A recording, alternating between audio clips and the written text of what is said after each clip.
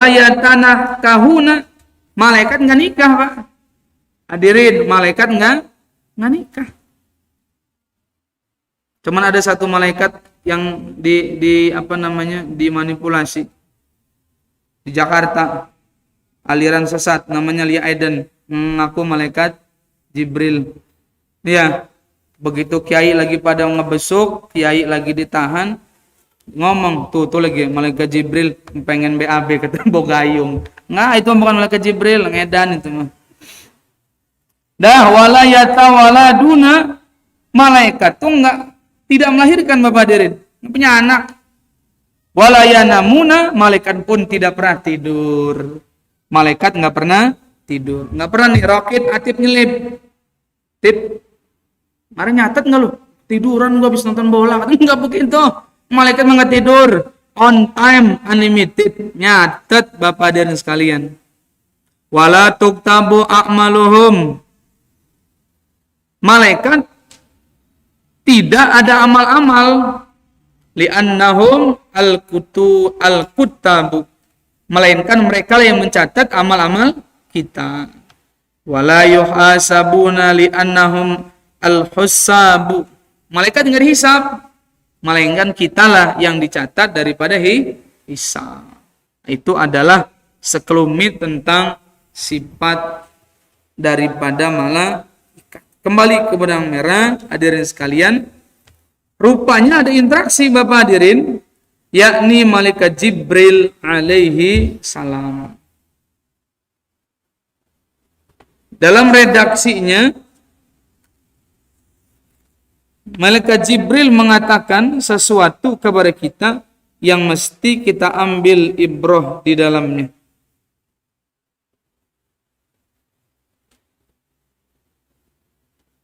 Malaikat Jibril alaihi salam mengatakan kepada kita semua, ya Aliyu, wahai Ali, kata Nabi, tamanna Jibrilu an yakuna min bani Adam li sab'i khasalin. Wahai Ali, malaikat Jibril itu ingin sekali menjadi manusia disebabkan karena 7 perkara. Jadi malaikat itu hadirin sekalian pengen banget jadi manusia disebabkan dengan 7 hal. Yang pertama, kalau malaikat Jibril seandainya dijadikan itu manusia, maka yang pertama kali ia lakukan adalah as-shalawatil khamsi ma'al imam. Dia akan sholat di belakang imam, dikenal dengan sholat berjamaah.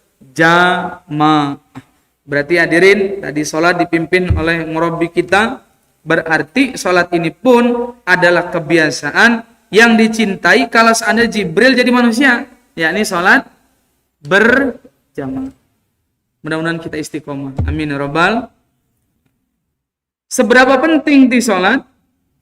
Di dalam kitab Irsyadul Ibad hadirin, itu ada di bab sholat dijelaskan, kalau orang yang menjaga sholat, pertama Allah hadiahkan dalam hidupnya, yarfa'u anhu diqal aishi.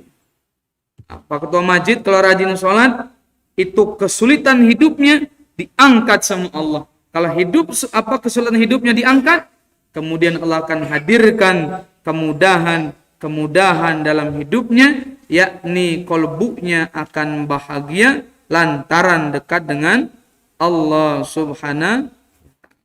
Ada nggak ceritanya hadirin? Kalau orang sholat hitung sengsara, ada nggak? Ada nggak Pak? Nggak ada ya. Orang rajin sholat Pak, susah hidupnya, ada nggak? Nggak ada ya.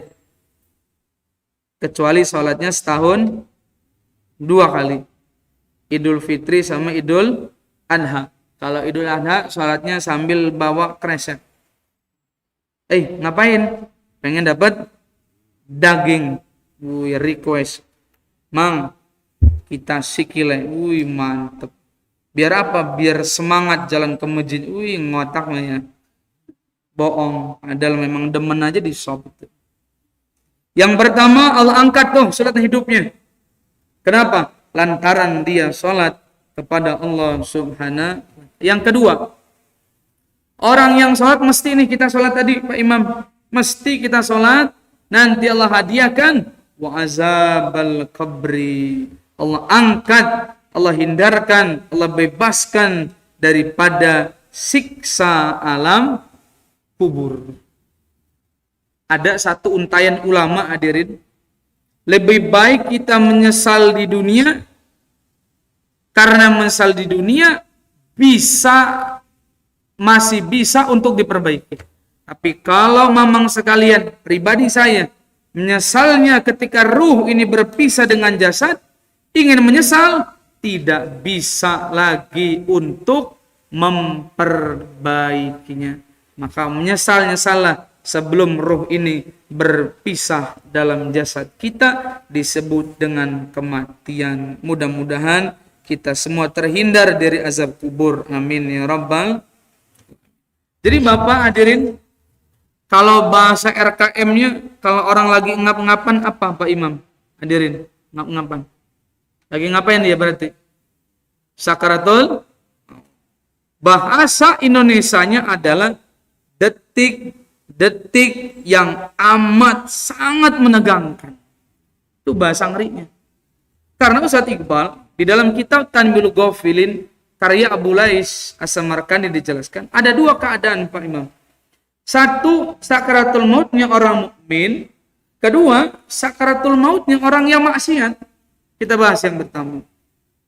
Kenapa sih endingnya orang mukmin dekat sama Allah, ketika wafat senyum wajahnya, ketika wafat harum badannya.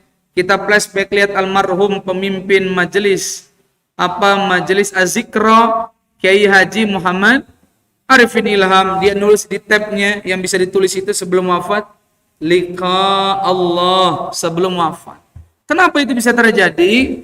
Karena dijelaskan dalam kitab tersebut, al-mu'minu idza tadhara ja'ahul bashir minallahi ta'ala. Ketika hadirin sekalian yakini dalam kolbu, ketika terbaring kaku tidak bisa bergerak, hanya matanya kedap-kedip orang yang beriman ketika lagi sakaratul maut, itu datang Pak Imam satu malaikat membawa kabar berita dari Allah Subhanahu wa taala. Berarti malaikat Israel dulu apa malaikat yang baik yang datang? Dua-duanya datang, tapi yang duluan datang adalah malaikat yang ingin mengabarkan kepada ruhnya orang mukmin. Bima yarji'u ilaihi minal khair. Ketika kameramen terbaring kaku, datang malaikat. Siapa namanya? Ustaz lupa. Dwi. Dalam catatan ini. Oke. Pahala sholat berjamaah. Mesem ruhnya Pak. Sebelum dicabut dikasih nih. Pahala. Pahala duduk ngaji, minum aqua doang. Emang iya ya? Enggak nyindirin Ustaz. Enggak, ini mah itu mah kali ada kali ya, tapi enggak tahu sayanya. Nih, duit nih. Nih pahala nyorotin wajahnya Ustaz. Waktu luang capek pulang kerja dari pertanian, tapi bisa-bisanya meluangkan ini pahalanya. Seneng ruh itu, Pak. Seneng. Nih terakhir nih dua nih. Pahala nikahin janda. Ada di situ. Mudah-mudahan enggak janda ya jodohnya ya. Iyalah. Dibuka Pak, hijabnya itu dibuka. Ruhnya udah berpisah belum dari jasad, Pak? Belum. Bima yarji'u ilaihi min khair, dibuka itu hijab surga tuh. Raudatan min riyadil jannah. Senang, Pak. Berarti ruh orang mukmin tuh bagaikan burung lakbet. Tutup, buka kandangnya. Kira-kira si burung mau ngapain, Pak? Kalau kandangnya dibuka tutup, pengen ngapain dia? Pengen keluar? Pengen cepat-cepat keluar. Ruh orang mukmin kalau digituin sama malaikat, pengen cepat-cepat berpisah dari jasad. Kenapa? Dia tahu tempat kembalinya adalah nikmat dari Allah Subhanahu. Maka kayak begini Pak, jangan nyesel Pak. Nanti nih, begitu wafat baru ngomong. Ya Allah, oh gitu mas saya talim dari Isya sampai subuh, ngotak kata malaikat. Ngotak lu, udah ini aja nih, palanya lumayan. Dari maghrib sampai Isya. Nanti Pak, lagi sakaratul maut. Percaya kita tuh, nurut sama Ustadz. Mulai nemu, percaya kita nanti. Kapan itu terjadi? Ketika ruh dan jasad ingin berpisah. Mudah-mudahan kita husnul khatimah. Amin ya rabbal. Sebaliknya Mas Dwi, wa innal fajir, orang yang maksiat dalam detik-detik sakaratul maut, dia tidak kenal Allah, kalbunya pun tidak satu frekuensi dengan Allah. Itu nanti ja'ahun nadhir, datang malaikat dengan rupa yang amat buruk. Ya Allah, huwa sa'irun ilaihi minasar. Itu datang tuh malaikat tuh. Contohnya Haji Udin. Kata si malaikat nih, matinya dalam keadaan maksiat.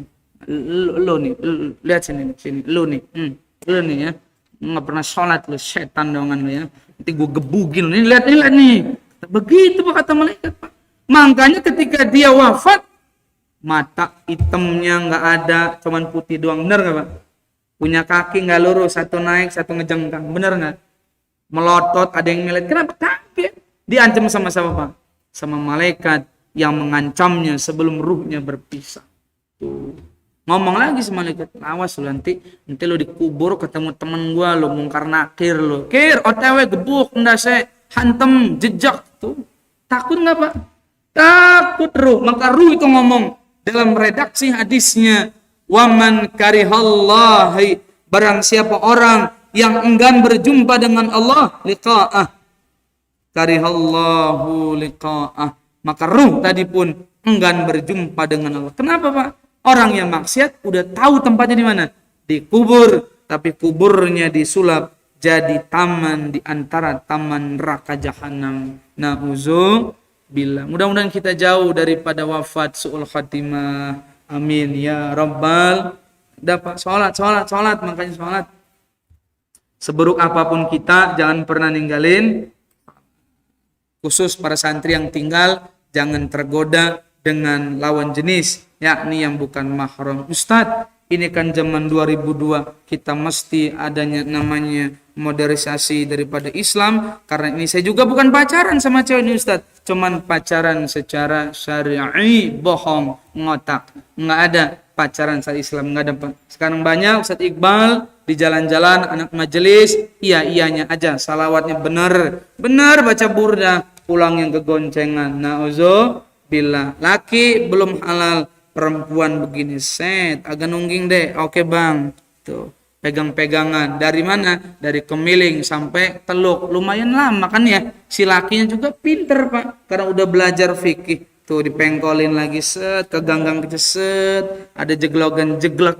Harus hati-hati, ini busuk bener ya. Hati-hati tuh, banyak begitu Pak, banyak. Makanya udah ketemu lagi deket nih anak gadis, nikahin cepet-cepet, udah. Karena fitnah akhir zaman. Mudah-mudahan kita terhindar, amin ya rabbal alamin. Ustadznya juga jangan latah ya, nggak, oh haram, nggak boleh salaman sama bukan mahram. Iya, sama nenek-nenek emang nggak salaman, sama yang cakep mau salaman, nggak apa-apa tat, mau bajir, kata, nggak boleh begitu ya. Nggak ada di sini mah ya. Nggak ada bedanya, sama aja lah. Enggak lah, jaga ya. Jaga kita punya etikot. Masya Allah, hadirin sekalian. Itu malaikat tuh, pengennya apa kalau jadi manusia, Mas Yudi? Mas Dwi, jadi pengen seorang hamba yang bermakmum kepada imam. Maka dalam kitab Kasifatu saja ini Pak, ini luar biasa ini kitab, sarah dari kitab Safinatun Najah. Di sini ada seorang ulama bernama Ahmad bin Athaillah. Ini buat kita pribadi saya. Kata beliau, min alamati mautil qalbi. Ya Allah. Tanda-tanda matinya hati seseorang. Ingetin, benar-benar ingetin. Kalau ini ada sampai dalam kolbunya Ustadz Iqbal, Ustadz Ghafur, atau semua yang kita hadir, hati-hati. Berarti tanda hati kita mati. Satu, kata beliau, adanul huzni ala ma fataka minat ta'at. Tanda-tanda kalbu kita mati, yang pertama kata beliau, kamu tidak memiliki rasa sedih dari ketaatan yang kamu tinggalkan. Auzubillah min zalik. Salat ketinggalan biasa aja, nggak merasa sedih. Kira-kira kita begitu nggak Pak? Ini ngomongin diri sendiri nih.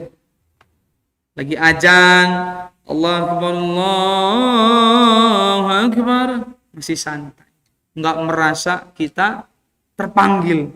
Kadang-kadang kita begitu enggak nih? Kadang-kadang begitu ya. Itu tandanya kalbu kita sedang bermasalah. Kita enggak ngaji, biasa aja. Lur, kenapa enggak ngaji? Wih, nanti di kodok.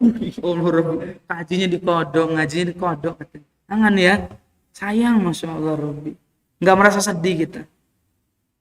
Nah, para santri ikutin pelajaran Madinatul Quran yang diarahkan oleh asatid kita, yakni Ustadz Iqbal. Ikutin dengan baik, ikuti dengan benar. Insya Allah ada barokah di dalamnya. Amin ya Rabbal.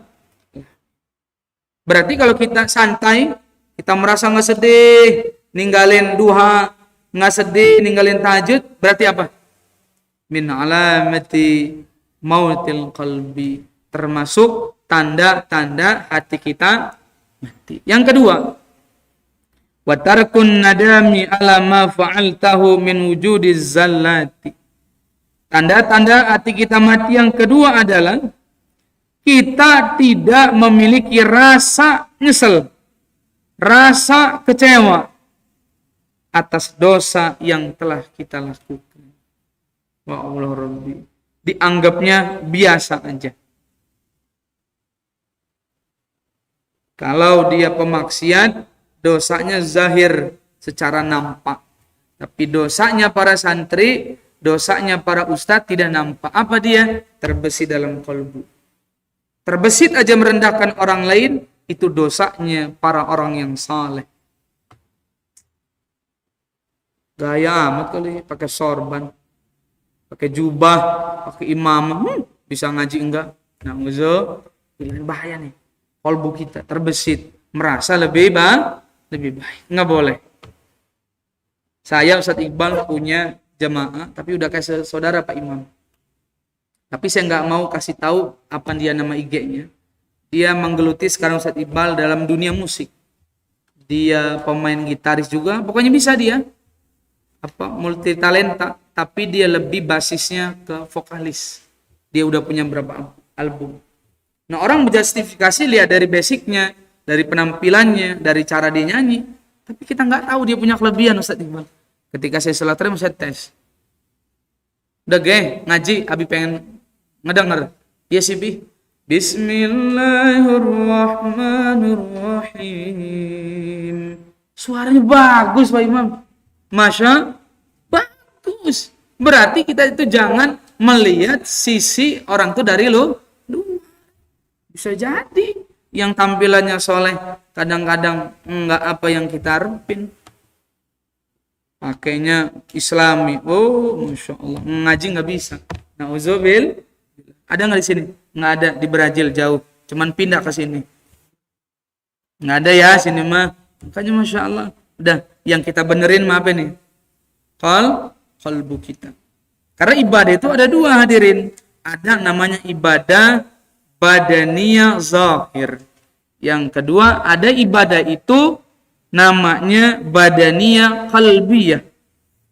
Apa badaniyah zahir? Salat, haji, puasa, zakat itu zahir dilakukan oleh organ tubuh kita. Tapi ada ibadah yang tidak nampak, yakni ibadah badaniyah qalbiyah, yakni adalah qalbu.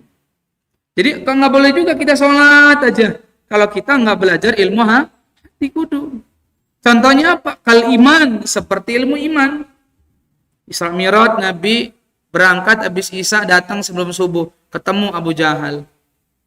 Mang, tadi saya mau ke langit, Mang. Jalan-jalan, Mang. Berangkatnya dari jam berapa, Mat? Pas Isya, sebelum subuh, ngotak lu, Mang. Kata siapa? Kata Abu Jahal. Kenapa? Dia meyakini dengan otak, tetapi tidak meyakini dengan iman. Kemudian orang sholat juga mesti belajar. Belajar ilmu apa? Sabar, wakal, makrifat, dan lain semacamnya. Dan yang paling inti adalah watafakkuri, yakni belajar bertafakur. Apa sih bertafakur? Yakni berpikir tentang akhirat. Ternyata bukan hanya berpikir. Dalam hadis disebutkan tafakkur sa'atin, bertafakur sesaat, afdalu min ibadati sittina sanatan, itu lebih baik daripada ibadah 60 tahun. Ini kayak begini kita bertafakur bukan, Pak? Bertafakur bukan hadirin. Bertafakur, berpikir apa? Tentang akhirat. Maka dari ujung sana sampai ujung Bapak bertafakur sesaat tentang akhirat lebih baik daripada ibadah selama 60 tahun. Ustaz, berarti berpikir aja ya, nggak sholat, bukan begitu. Nawafil, ibadahnya, pahalanya ibadah sun. Tapi berpikir bukan sekedar berpikir. Nyeduh kopi, mantep. Depan pintu, setel Roma Irama, ngerokok makmum. Gini aja. Tapi nggak sholat. Itu mah aneh ya. Berpikir aja dianya, tapi nggak ngaji. Itu mah bukan. Kata beliau, berpikir ada 5 jalannya. Pertama, imma fi ayatillah, berpikir tentang kekuasaan Allah.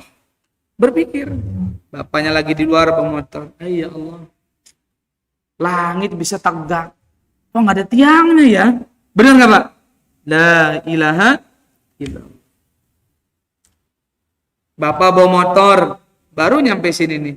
Kayak saya Ustadz Iqbal ke sini, nggak hujan di Teluk. Bareng persimpangan pengen naik ke gedong air, ke Langkapura, hujan. La ilaha illallah. Sini nggak hujan, di sana hujan. Siapa itu yang buat Pak? Hadirin? Allah.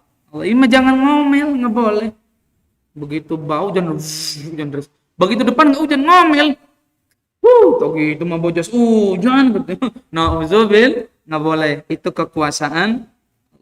Nih hadirin, makan es dugan. Berpikir, es dugan.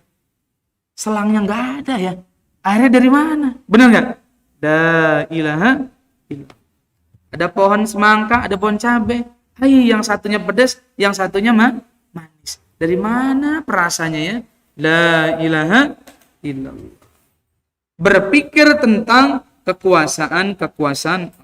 Hal itu kalau kita pikirin, wal yakin, yakni menimbulkan rasa tambah yakin kita kepada Allah. Kedua, fi ni'matillah, berpikir tentang nikmat Allah. Kira-kira hadirin, nikmat Allah ini dari ujung rambut sampai ujung kaki semua mengalir tanpa batas. Bahkan lagi tidur pun ini mengalir nikmat-nikmat Allah. Maka sampai Allah katakan, fabi ayyi ala ya rabbikuma tukadziban. Kita ini Pak, saking banyaknya nikmat Allah, kita ini kadang-kadang lupa, mesti lupa dengan nikmat Allah subhanahu. Nah kalau misalnya hadirin berpikir tentang nikmat Allah, wa yatawalladu anhul mahabbah, ini akan menimbulkan rasa cinta kepada Allah. Berpikir mesti, apa yang pertama tuh? Berpikir tentang kekuasaan Allah akan menimbulkan rasa yakin. Yang kedua, berpikir tentang nikmat-nikmat Allah akan menimbulkan rasa cinta kepada Allah. Yang ketiga, fi wa'dillah, berpikir tentang janji Allah. Kalau berjamaah pahalanya berapa? 25 sampai 27. Kalau ngaji begini, Ustadz Iqbal nge-share yo, sodako, yo amal jariah, pembangunan ponpes Madinatul Quran, pahalanya begini. Nah kalau kita berpikir itu, wa yatawalladu anhur raghbah, nanti akan menimbulkan rasa senang dalam beribadah. Kayak begini seneng gak nih ibadah nih? Duduk di majelis ilmu dapat pahala 60 tahun ibadah, seneng gak? Yang benar. Sampai jam 8, sampai jam 9. Yang benar nih. Seneng ya, seneng. Kenapa? Berpikir tentang janji Allah. Kemudian yang keempat, fi wa'idillah, berpikir tentang ancaman Allah. Kalau kita berpikir tentang ancaman Allah, akan menghasilkan rahbah, yakni rasa takut kepada Allah. Maka dalam satu tasawuf dijelaskan, orang pengen selamat itu Pak Imam modalnya satu, yakni fakhasyatullahi ta'ala, takut kepada Allah. Kapan takut? Kapanpun, dimanapun, dan dalam keadaan apapun. Pemimpin kalau takut, beres nggak hadirin? Beres. Ini pemimpin yang nggak takut, dampaknya apa? Minyak goreng hal, benar nggak? Kalau nggak takut sama Allah pemimpinnya, waduh, cabai pada naik, harga-harga pesawat pada mahal. Kenapa? Pemimpinnya nggak takut. Skala terkecilnya jadi pemimpin rumah tangga, takut kepada Allah. Skala besarnya maslahat, jadi imam, iman takut kepada Allah. Jadi asatid yang takut kepada Allah. Saya ingat Pak, saya waktu nonton, bukan MNC TV, dulu mah TPI ya Pak Imam ya. Ada namanya aksi Dai TPI. Nah, di pesantren itu, Ustaz Iqbal, ada senior kami namanya Mamang Dai. Beliau itu ikut perwakilan dari pesantren Abah ke Parit ke Jakarta. Dia juara 3 apa berapa itu. Begitu tampil, jurinya almarhum Arifin Ilham. Ustaz Arifin Ilham ditanya sebelum tampil, Ananda ketika mau tampil ini sudah wudu belum? Yang ditanya apa Pak? Sudah wudu apa belum? Nggak ditanya materinya Mas Dewi, ditanya apa? Sudah wudu belum? Ucat itu, udah katanya. Maksudnya apa? Kita ini kadang-kadang lebih mementingkan penampilan retorika, cara bicara, penampilan style kita dibandingkan penampilan kolbu kita. Kalau orang dia bersihin kolbu, nanti ngomong sedikit dia Pak kesentuh. Makanya Arifin Ilham itu luar biasa, lihat gitu. Omongannya itu aja, tapi orang banyak tersentuh. Kenapa? Kolbunya udah bersih, dekat dengan Allah Subhanahu wa ta'ala. Maka seyogjanya para asatid, ayo pribadi saya pun mengajak, sebelum ngajar santri, sebelum megang kitab, jangan sampai ini kita batal wudu, kalau bisa dalam keadaan wudu. Jangan sampai asatid berbicara seperti ini. Ah, Ustadz kan bukan sholat, ngajar kitab doang. Jangan.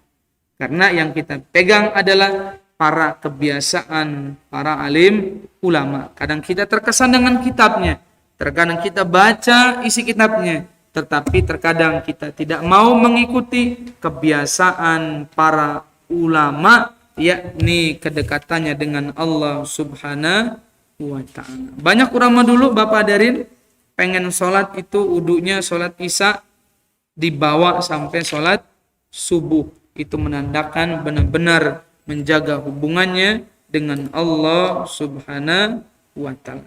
Nah hadirin sekalian, yang terakhir adalah itu malaikat Jibril pengen jadi manusia.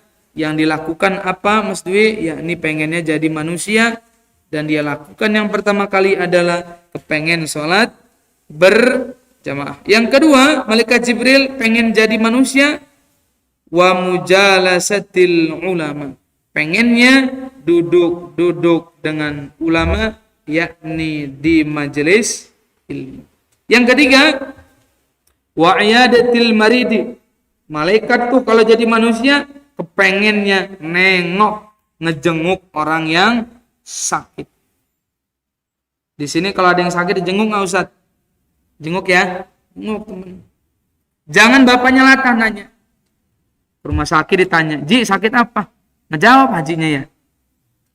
Apa yang gua rasa, langlunya nggak bawa apa-apa, tuh ngomel pak hajinya. Makanya bapaknya nengok tuh bawa jeruk, bawa apa lagi?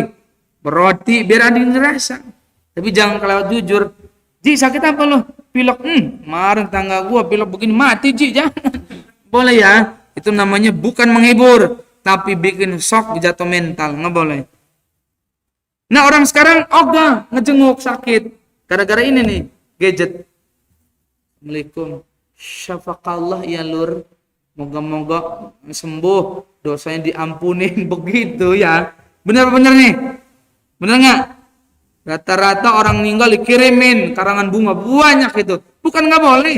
Afdolnya adalah datang. Kadang-kadang meninggal, semoga diterima di sisi Allah. Al-Fatihah. Bacanya doang dia nggak nyebut. Benar apa benar? Benar nggak nih? Ini kadang-kadang postingnya juga depan. Lu fotoin gua depan kuburan. Moto doang, doa mah enggak. Benar-benar. Iya, nggak ada di sini mah, jauh orang Brazil. Kenapa penting yang ngejenguk orang sakit? Ma min muslimin ya'udu musliman. Tidaklah seorang muslim menjenguk muslim lainnya ghutwatan illa shalla alaih sab'una alfa malakin hatta yumsiya. Masya Allah Rabbi. Ada orang ngejenguk Pak Imam, ngejenguknya di pagi hari, katakan waktu duha, di hari weekend. Doain, dikasih apa macam-macam atau ngobrol. Orang yang jenguk itu diampuni oleh malaikat, yakni malaikat ngedoa, ya Rabb, ampuni orang dosa yang ngejenguk ini. Berapa malaikat yang ngedoa? Sab'una alfa malakin, 70.000 malaikat. Masya. Sampai datangnya waktu sore. Kalau bapak ngejenguknya sore, habis isya, diampunin ngedoa itu malaikat nggak berhenti sampai datangnya waktu pagi. Itulah yang ketiga, kebiasaan malaikat Jibril pengennya ngejenguk orang sakit. Watasyi'il janazati, malaikat Jibril demen pengen nganterin jenazah dari dia, dimandiin, dikapanin, kemudian dihantarkan sholat, kemudian diantarkan ke kuburannya. Itu demennya malaikat Jibril. Nitip ya, kalau ngejenguk orang meninggal minimal doa hadiyatan ila ruh fulan bin fulan al-Fatihah. Ngapa? Kalau bisa mah nyampe nyolatin, kalau bisa sampai nganterin jenazah. Mudah-mudahan kita begitu ya. Amin ya rabbal. Ini mah jangan sekilit. RKM Royan mandiin jenazah. Jenazah kan nggak bisa gerak, ada cincin Bungur Tanjung Bintang, diambil, nggak ada yang ngelihat, dimasukin, ruhnya ngomong itu, semakanan lo, begini amat lo ya, gue mati aja masih diembat begitu ruhnya ngomong, nggak percaya buktiin nanti, makanya jangan ngambil ya, nggak boleh, kadang-kadang RKM ini nakal, nggak boleh. Kemudian wasakil ma, yakni memberi minum. Nah, kayak tadi nih Ustaz Iqbal ngasih minum, alhamdulillah, mudah-mudahan dapat berkahnya. Amin ya rabbal alamin. Ngasih minum Pak, malaikat Jibril itu demen ngasih orang yang butuhin. Bisa satu pesantren, satu kampung butuh air, bikin sumur bor. Saya punya guru Pak di Tataan sana lagi 36 sudah buka pesantren namanya Ibnu Kasir. Ustaz Iqbal, saya pernah lihat guru saya namanya Ustaz Ridwan. Pernah dengar nggak? Dia nge-share Madinatul Quran, kata saya. Nge-share program tajwid Madinatul Quran, cuman saya nggak WhatsApp.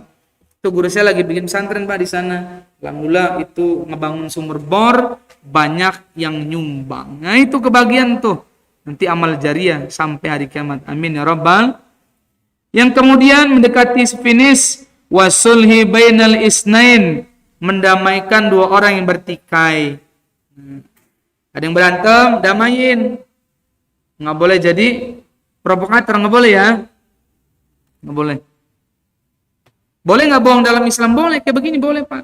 Misal saya Ustaz Iqbal lagi selek, lagi nggak ini, datang Mas Dwi omongin, Ustaz Iqbal, Ustaz Gopur mah, rindu benar mah Ustaz. Iya tak, nanyain aja pengen ke rumah cuman malu. Padahal ngomong nggak saya begitu Pak?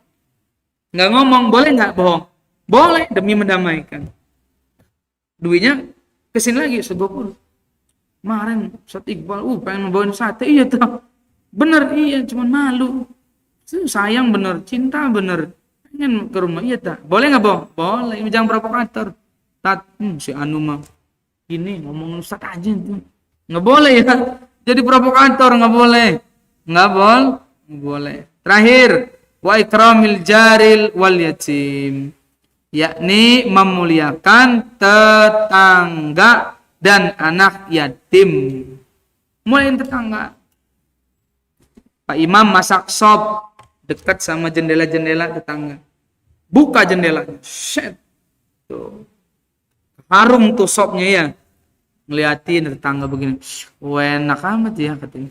Jangan dilewein mau tak beli, jangan boleh. Kasih semangkok. Nah, itu artinya memuliakan tetangga dan anak yatim. Bulan Muharram ini ayo kita memperbanyak yakni menyantuni anak yatim. Mudah-mudahan apa yang bisa kami sampaikan ini ada manfaat dan kebaikan di dalamnya. Amin amin ya rabbal alamin. Kesimpulannya, ayo amalkan di antara 7 ini. Syukur-syukur 7-7 diamalin. Kalau bisa, kalau enggak juga enggak apa-apa. Yang penting semampunya sholat kalau bisa dijaga, kemudian duduk majelis ilmu, kalau ada luang waktu jenguk yang sakit, kalau ada luang waktu anterin jenazah, berbaik sama tetangga dan santun kepada masyarakat. Ini akan mendatangkan keridaan Allah Ta'ala. Wallahu a'lam bissawab. Kita tutup dengan kafaratul majlis. Subhanakallahumma wa bihamdika asyhadu an la ilaha illa anta astaghfiruka wa atubu ilaik. Wassalamualaikum warahmatullahi wabarakatuh.